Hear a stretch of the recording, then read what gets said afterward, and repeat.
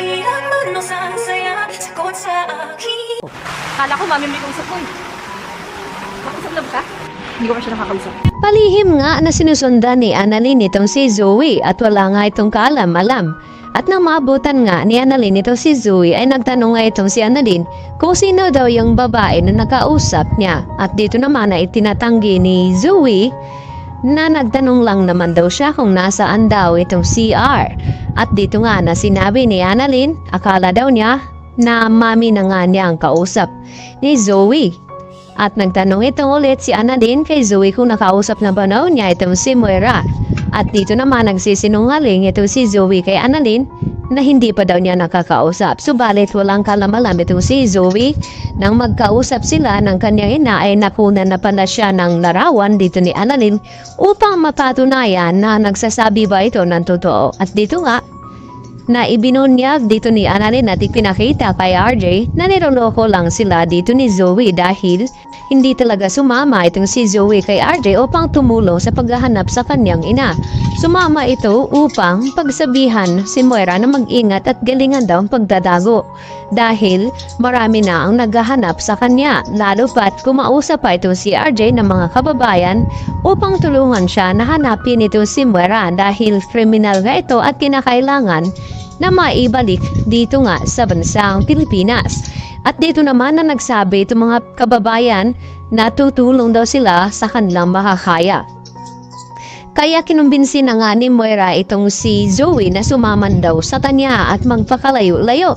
At hindi naman sumang-ayon itong si Zoe sa mga gustong mangyari dito ni Moira dahil nang hinayang siya sa kanyang residency sa Apex Hospital dahil malapit na nga ito matapos.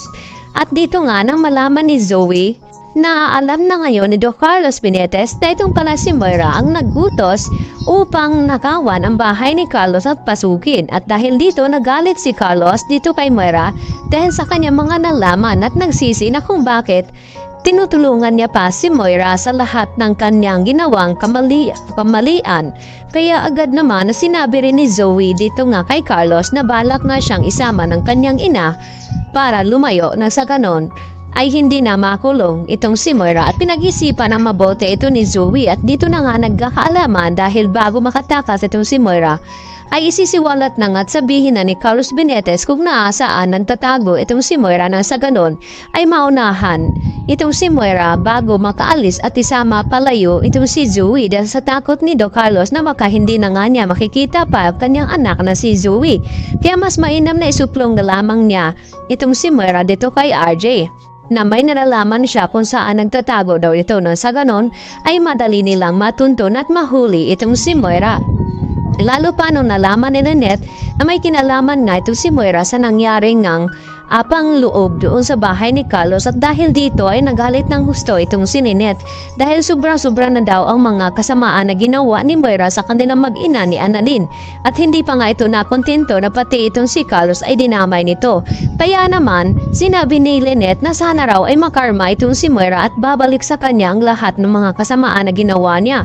At dito naman na kumampi itong si Zoe sa mga sinasabi ni Lynette na dapat daw ay hindi pagsabihan ng ganon ng kanyang ina dahil nasasaktan nga itong si Zoe.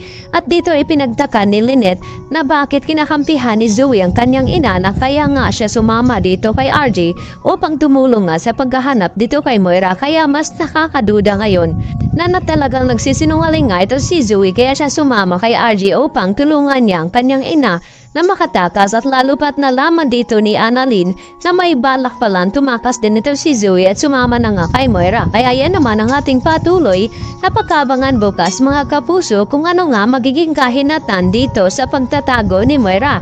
Yan lang po at marami pong salamat.